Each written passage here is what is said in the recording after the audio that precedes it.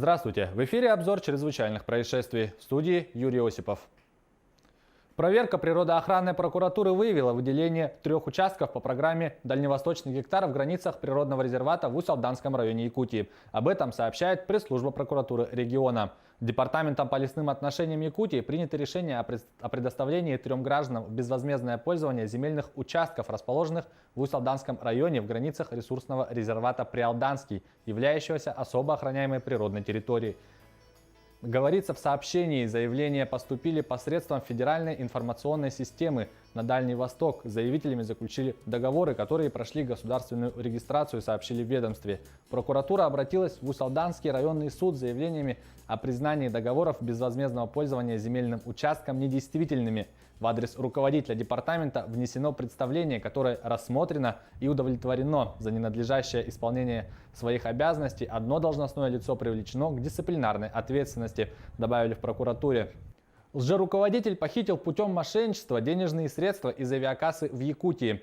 Мужчина позвонил в авиакассу в Ленске, Ленского района Якутии и представился генеральным директором из главного офиса в Якутске. Обманув кассира, он украл денежные средства в размере 45 тысяч рублей.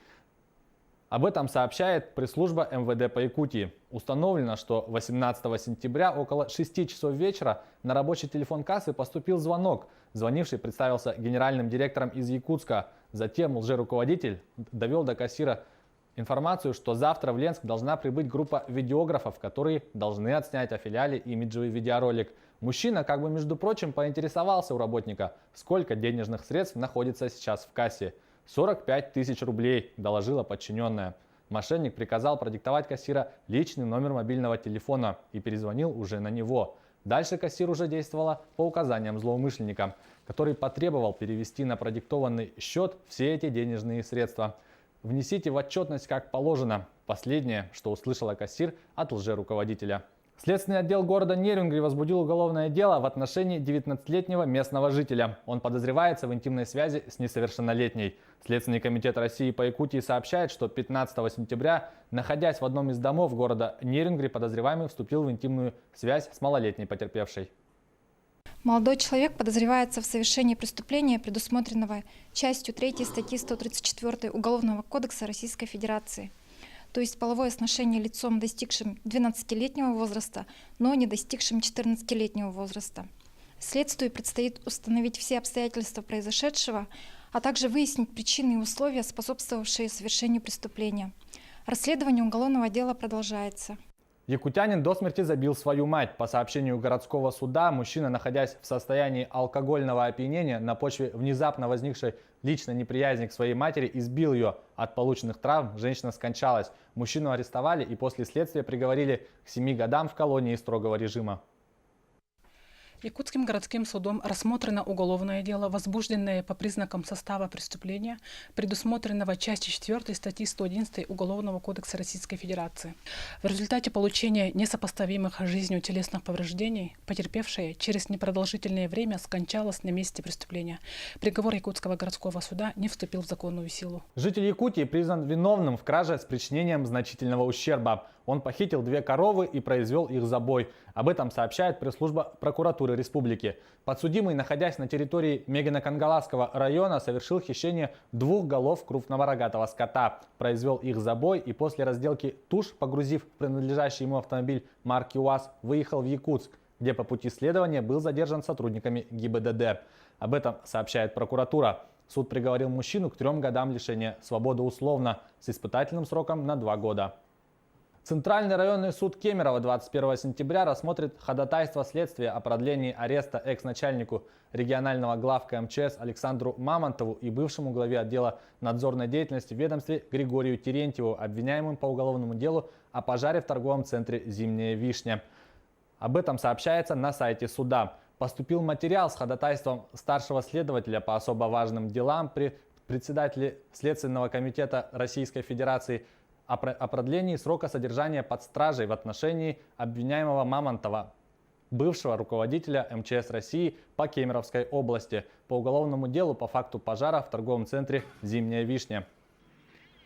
Такой же материал поступил в отношении Григория Терентьева, который ранее занимал пост отдела надзора деятельности и профилактической работы Кемерово, Березовского и Кемеровского района МЧС по региону. Рассмотрение ходатайств назначено на 7 утра и 8:30 утра по московскому времени 21 сентября. Как сообщалось ранее, Мамонтов с Терентьевым были задержаны 25 мая. Оба были арестованы на 2 месяца до 25 июля. Затем срок содержания под стражей был продлен до 25 сентября.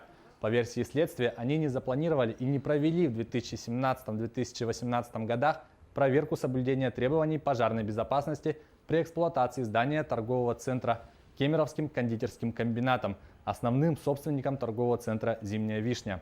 Мамонтова также обвиняют в растрате денег главка. Почти 2 миллиона рублей. По версии Следственного комитета, он нанял 3 сотрудников, которые фактически свои обязанности не выполняли, но с июня 2015 по апрель 2018 года получали зарплату. Пожар в «Зимней вишне» произошел 25 марта. Жертвами трагедии стали 60 человек. Обвиняемыми по уголовному делу проходят 12 человек. Все они арестованы. 9 пострадавших в столкновении 2 автобусов в Воронежской области находятся в больницах. Об этом сообщает РИА Новости со ссылкой на экстренные службы региона.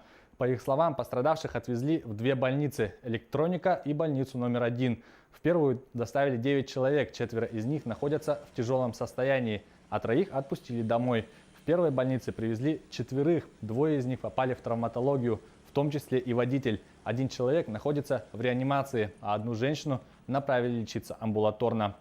Авария произошла накануне вечером на 525-м километре трассы Дон возле поворота на Новую Усмань. Как сообщили в полиции, автобус «Вольво», выполнявший рейс Москва-Ставрополь, стоял на обочине, пока водитель чинил его. В него врезался ехавший в Карачаево-Черкесию «Неоплан». В результате ДТП погибли 5 человек, в том числе водитель и 3 пассажиров автобуса «Неоплан». Следственный комитет и прокуратура начали проверку. Это была рубрика «Чрезвычайные происшествия». Берегите себя.